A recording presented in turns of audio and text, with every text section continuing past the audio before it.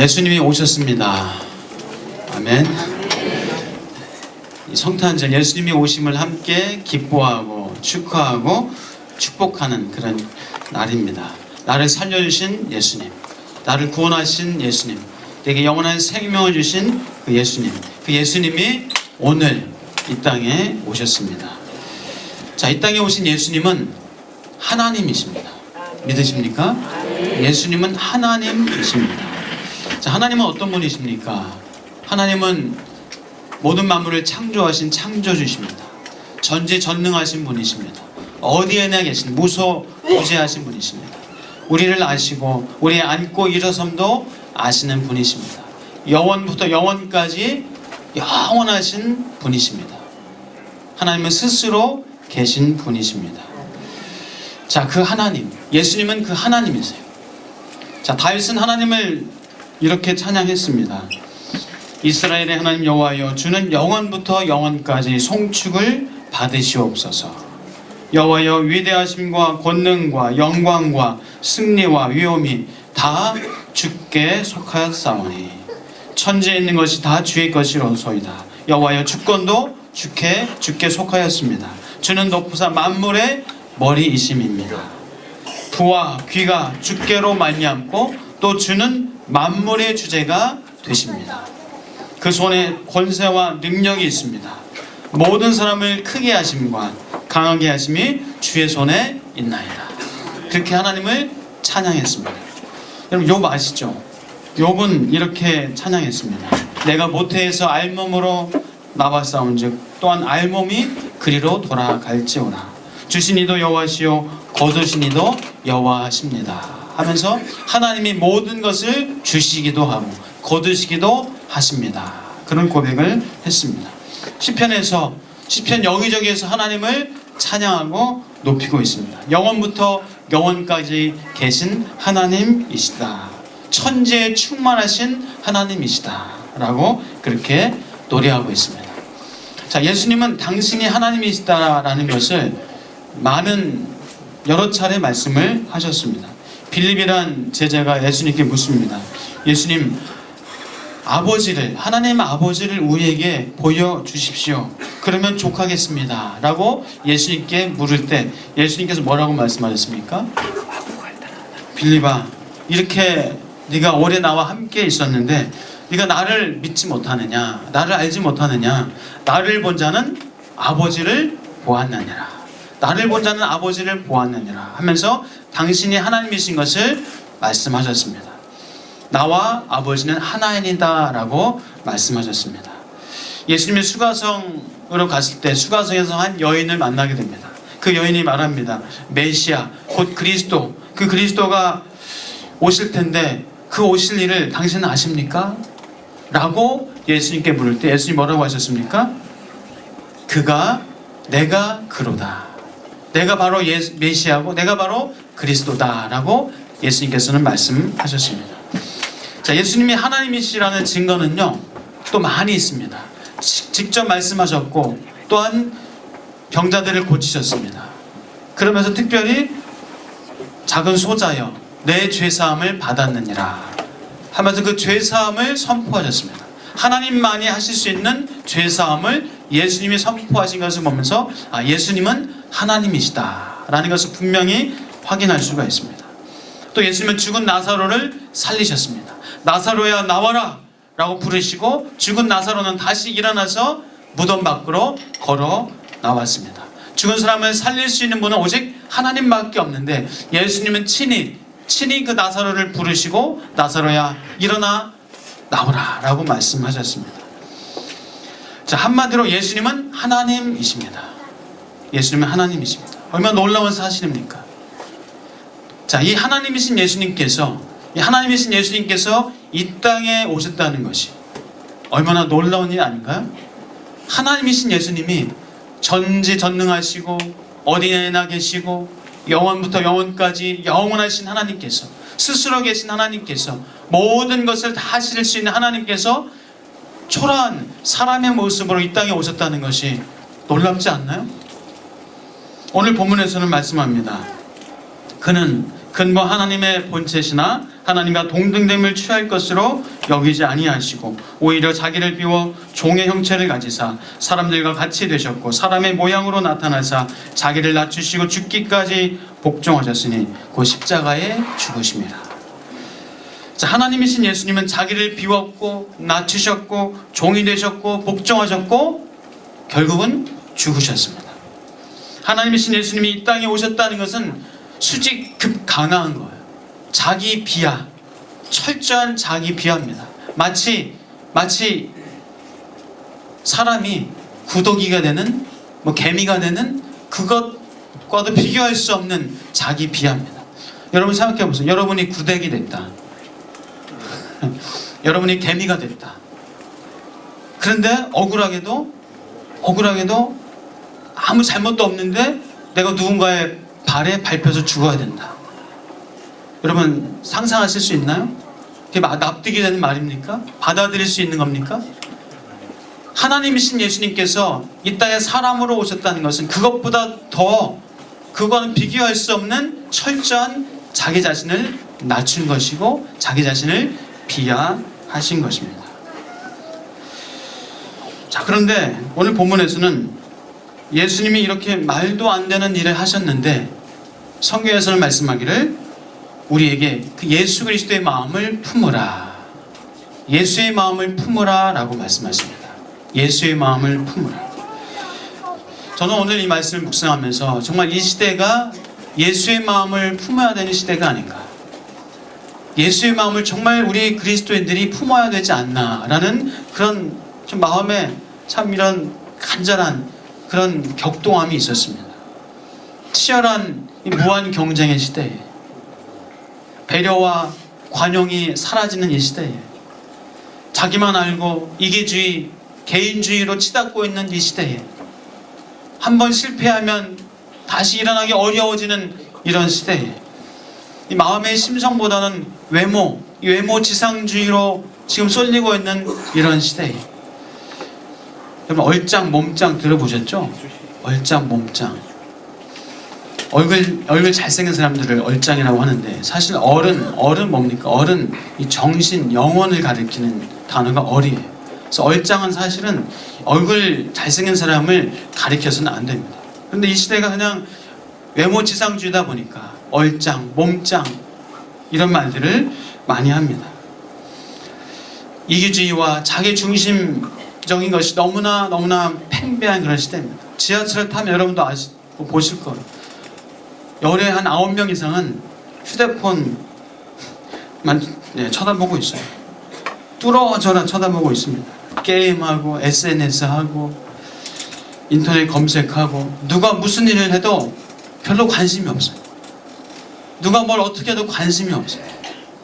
새벽에 경비하시는 분이 출근하다가 거리에 쓰러져 있는데도 그것을 몇 사람이 지나갔음에도 불구하고 병원에 옮기고 119를 부르고 그런 관심이 없어요. 요즘 아주 유행하는 드라마 여러분들 보시는 분은 계실 때 응파이라고 그 유행하는 드라마를 보면서 참 마음에 느끼는 것이 우리가 이웃을 잃어버렸구나 라는 생각을 해봅니다. 이웃을 잃어버렸구나, 사람을 잃어버렸구나, 정을 잃어버렸구나, 동네를 잃어버렸구나 그런 생각을 참 가졌습니다.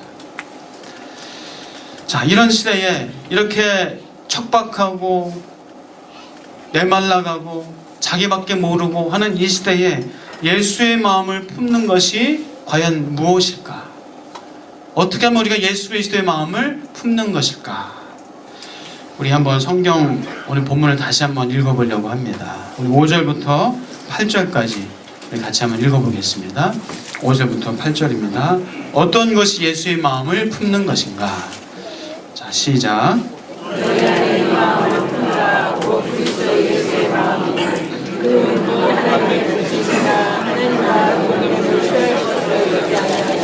오히려 자기를 비워 종의 형체를 가지사 사람들과 같이 되셨고 사람의 모양으로 자기를 낮추시고 죽기까지 복종하셨으니 곧 십자가에 죽으시니라. 자, 예수님이 하나님과 동등하신 분이십니다. 예수님은 하나님이세요.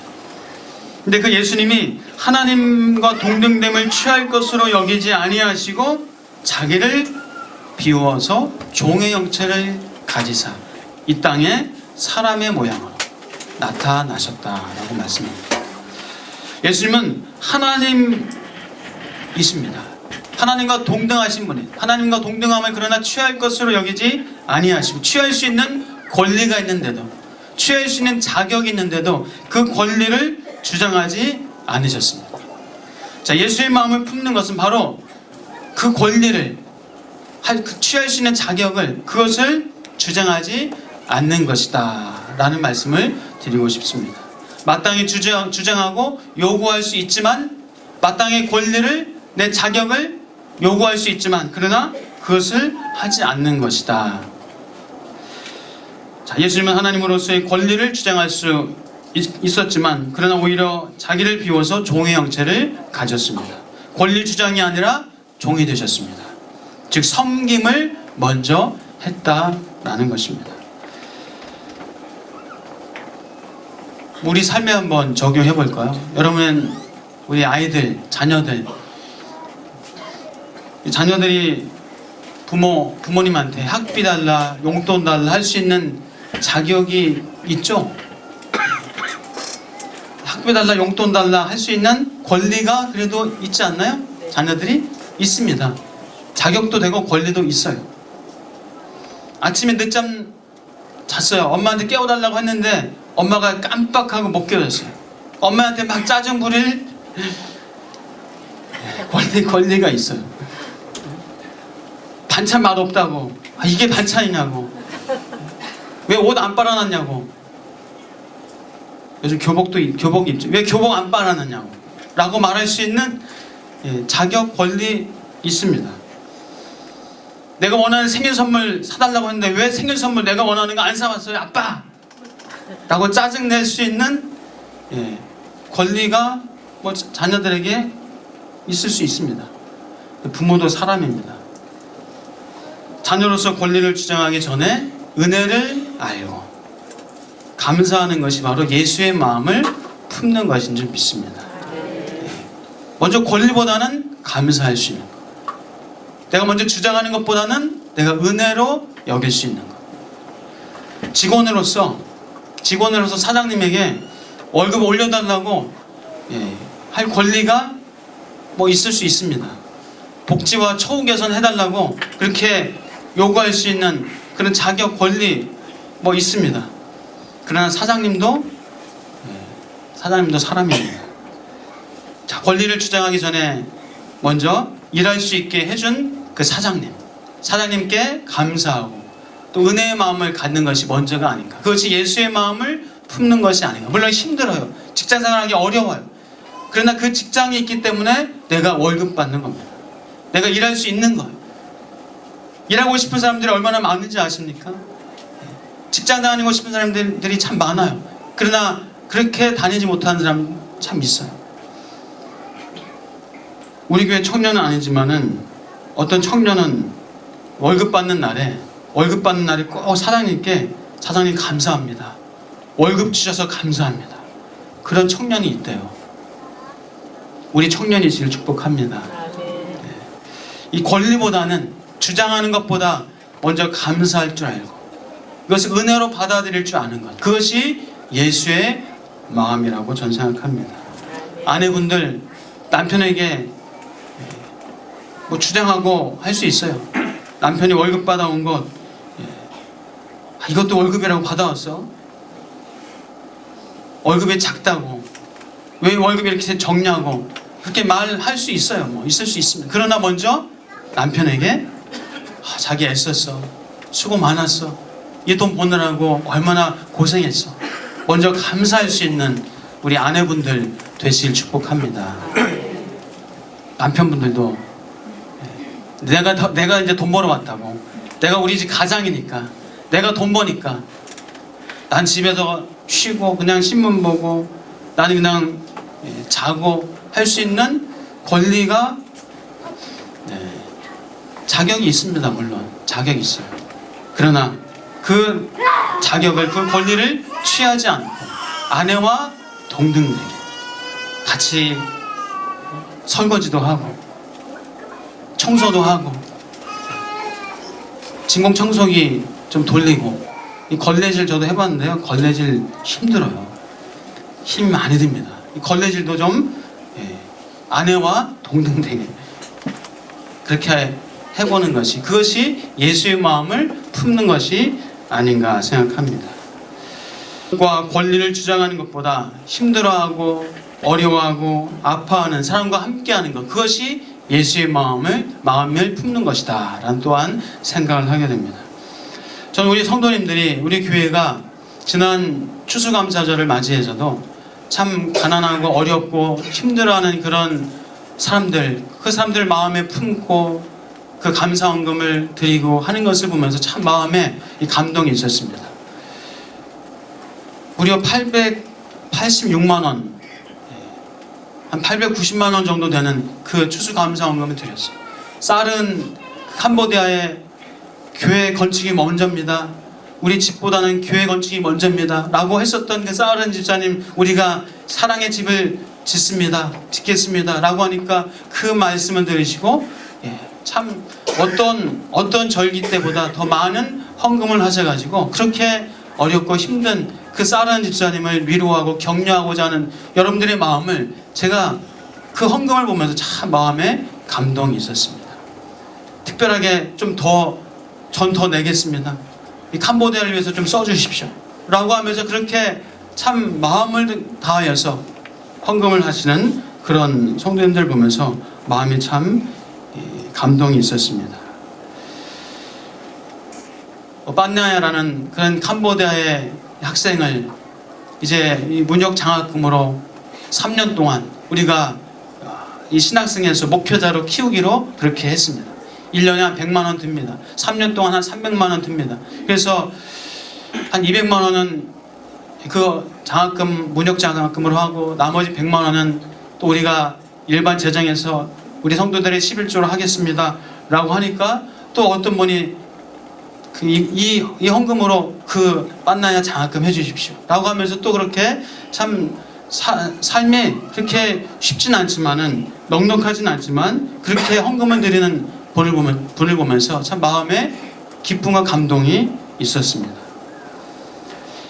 우리가 이렇게 나도 좀 어렵고 나도 힘들지만은 또 어렵고 힘들어하고 아파하고 외로워하고 하는 사람들을 마음으로 또 찾아가서 위로하고 격려하고 하는 것이 예수의 마음을 품는 것이다 라고 믿습니다. 자, 예수님은 사람의 모양으로 나타나사 자기를 낮추시고 죽기까지 복종하셨습니다. 그러므로 예수의 마음을 품는 것은 자기를 자랑하지 않고 자기를 낮추고 복종하는 것입니다. 결국 자기의 욕심을 내려놓고 자아를 죽이는 것이다. 자아를 죽이는 것이 바로 예수의 마음을 품는 것입니다. 나 자신을 죽이는 것이 예수의 마음을 품는 거예요. 옆에 동료가 잘합니다. 옆에 동료가 나보다 더 잘 나갑니다. 나보다 학벌이 좋습니다. 나보다 외모가 더 좋습니다. 더 잘생겼습니다. 자, 어떻게 해야 될까요? 이 동료가 나보다 더 잘해요. 그럼 어떻게 해요? 야, 그만해라. 적당히 해라. 야, 남 생각도 해줘라. 잘난 체 하지 마라. 가 아니라 잘한다. 잘한다 격려해주고 내가 못하는 것 그래 네가 해주는구나. 당신이 해주는군요 하면서 잘한다라고 또 박수 쳐주고 칭찬해 줄 수 있기를 바랍니다. 나보다 잘생겼으면 어떻게 해요? 나보다 잘생겼으면 내가 당신하고 있으니까 당신의 그 잘생긴 얼굴 때문에 나도 같이 동달아서 인기가 있습니다. 당신이 환하게 빛나니까 내 얼굴도 환하게 빛납니다. 다른 사람이 잘하면 다른 사람이 멋지면 같이 기뻐해주고 같이 할 수 있는 것. 이거 역시도 예수의 마음이 아닌가 생각합니다. 또 나보다 좀 못하고 나보다 좀 잘 안 되고 하면은 도와주고 내가 좀 챙겨주고 섬겨주고 내가 도와줄게. 괜찮아 너도 할 수 있어 라고 해주면서 용기를 주고 격려해주는 것이 또한 예수의 마음이라고 믿습니다. 요즘 운전을 하면서 그런 생각을 가끔 해봅니다. 내 차를 추월하는 사람 그때 여러분 기분 어떠세요? 차를 몰고 왔는데 누가 옆에서 막 추월해 갑니다. 기분 좋으세요? 아, 뭔가 급한 일이 있나 보구나. 안녕히 가세요. 안전운전하세요. 라고 해줄 수 있기를. 누가 내 차에 흠집을 내고 도망갔어요. 어떻게 해요? 그런 일 저도 가끔 겪는데, 수리비는 받으시더라도 범퍼 휀다까지 갈지 마시고 이 김에 내가 한번 한몫하겠다. 뭐 우리 성도님들 안 계시겠지만은, 만약에 내가 실수로 옆에 차를 긁으셨다. 그럼 어떻게 해요? 블랙박스에 있으니까 조심하셔야 됩니다. 그냥 가시면 안 되고, 죄송합니다, 놀라셨죠? 하고 메모를 남겨놓으시고. 자, 사랑하는 여러분, 우리 삶에 예수의 마음을 품는 것이 멀리 있는 것이 아닙니다. 내가 옆에 사람을 좀 더 챙겨주고, 내가 옆에 사람들 좀 더 마음을 헤아려주고, 나보다 힘들어하는 사람들, 나보다 어려운 사람들 격려해주고 인정해주고, 또 나보다 잘난 사람들, 나보다 더 잘하는 사람들 잘한다고 박수 쳐주고, 잘하라고 좀 밀어주고 하는 것, 그것이 예수의 마음이 아닌가 생각합니다. 사랑하는 여러분, 놀라운 것은 나 자신을 죽이면 어떻게 됩니까? 살아납니다. 내가 죽으면 살아나요. 내가 죽으면 가정에 살아납니다. 내가 죽으면 교회가 살아납니다. 내가 죽으면 우리 직장에 살아납니다. 내가 죽으면 이 사회가, 이 대한민국이 살아날 줄 믿습니다. 우리 그리스도인들이 죽으면 이 대한민국이, 한국교회가 살아날 줄 믿습니다. 나 자신을 낮추면요, 나를 죽이면 하나님이 나를 부활시켜 주십니다. 나를 낮추면 하나님이 높여 주십니다. 그 하나님을 믿으시길 축복합니다. 예수님이 자신을 죽일 때에 부활하신 것처럼, 예수님이 자신을 낮출 때에 하나님께서 예수님의 이름을 높여주신 것처럼, 우리가 낮출 때에, 내가 죽을 때에 하나님께서 나를 높여주시고 나를 살려주시는 역사가 있을 줄 믿습니다. 그것이 바로 하나님의 원리예요. 하나님의 원리입니다. 우리 같이 한번 말씀 읽어보겠습니다. 우리 9절부터 11절 말씀 읽고 말씀을 정리하려고 합니다. 우리 9절부터 11절, 빌립보서 2장 9절부터 11절 같이 한 목소리로 읽겠습니다. 시작.